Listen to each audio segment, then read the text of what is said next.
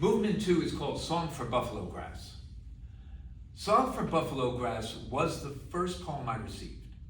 And it was Yusef talking about this kind of sway, the swaying of the grass in the plains.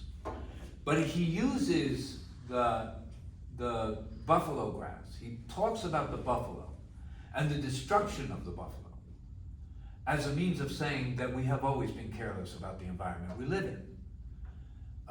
This is a work this is a movement I dedicated to members of the Tuscarora Indian Reservation at the 7th Clan in upstate New York, where I spent 3 months back in 1998.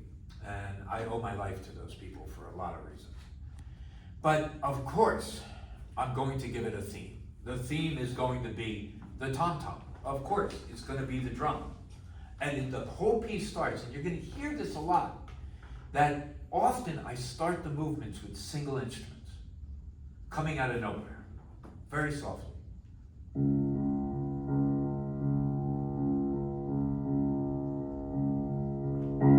Just accents. Now the double bass. And the trombones. And you hear the trumpet off stage.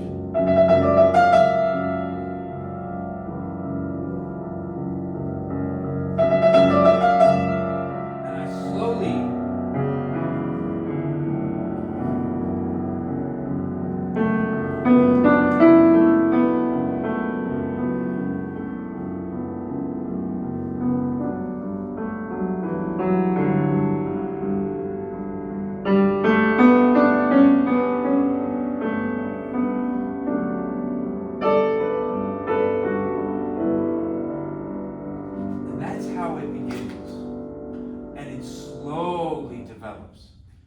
you'll hear as it moves around in different keys, all of a sudden the reeds will come in.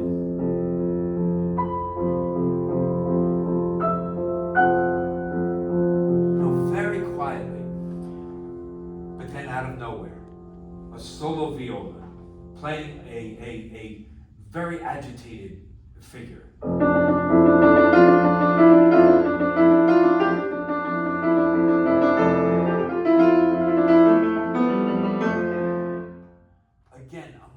Looking for that thing that is telling us dramatically that something is going on.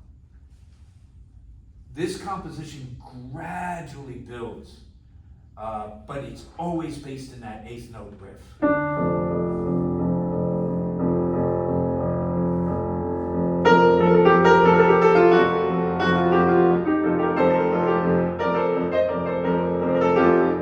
So any of that, those kinds of agitated riffs,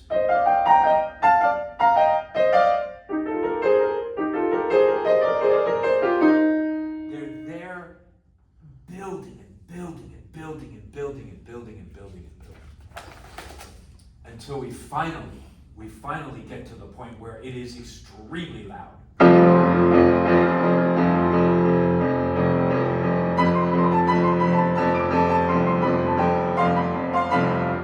the reeds are playing and the brass is playing, and it's a monstrosity of sound, right?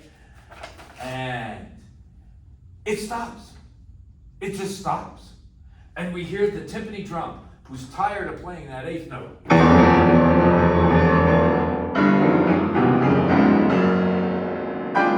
And we hear what I call Mahler. I am obsessed with Mahler's Second Symphony. And I think about the 3rd movement where that big climax comes, that cry of pain. And I wanted to incorporate that in some way, and I found it right here. Where we hear, even though I don't quote it exactly, I use the same harmony.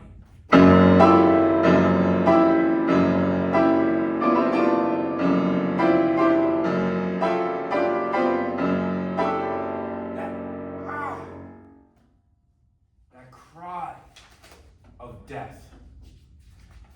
For what? No reason. No reason. We practically wiped out an entire species. And then, of course, it calms itself down. Jazz piano.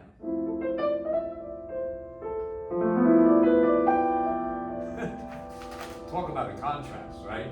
And back comes in the bass. And there we are. We're back home. And then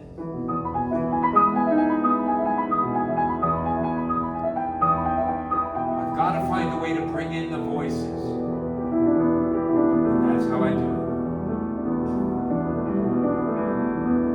When we sang through the grass of men and angry wills, a million hooves of buffalo thundered over Oklahoma Hill, as if to say, setting the plains ablaze, buffalo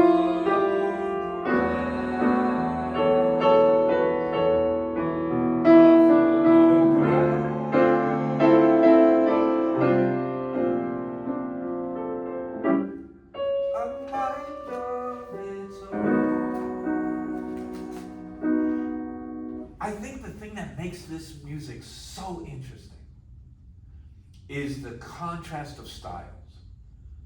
I mean, it's basically a pop jazz tune. And then we get a mind of its own, and in comes in the orchestra. There's the ninth chord again, and the 11th chord. And that's essentially how this piece works. It's pretty steady. And again, all of these pieces are in some way, shape, or form in jazz form. So for example, you have an introduction. Now in this case, because it's a symphonic work, it's a long introduction. But then you have the statement of the melody, which is dealt with either by the voice or by the instruments, mostly by the voices. And then there's a whole bunch of solos, right, for the jazz musicians, so that they feel like they're earning their pay, I guess. And then we return to the theme, and then there's an outro. Almost all of the movements are the same. That's how it's formulated. This piece was not the first piece that I wrote, but it probably was the most important because it was the one that really was dearest to Yusef's heart. One of the difficulties that I do think I faced was I wanted to get a lot of arpeggiated figures in the reeds, and I wanted this kind of like.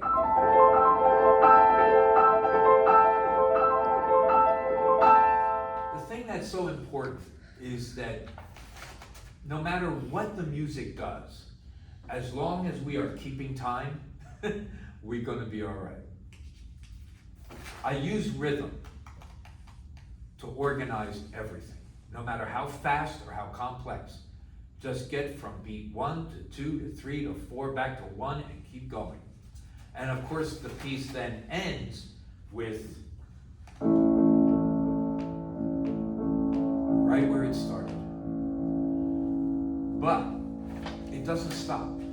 It segues right in to the third movement.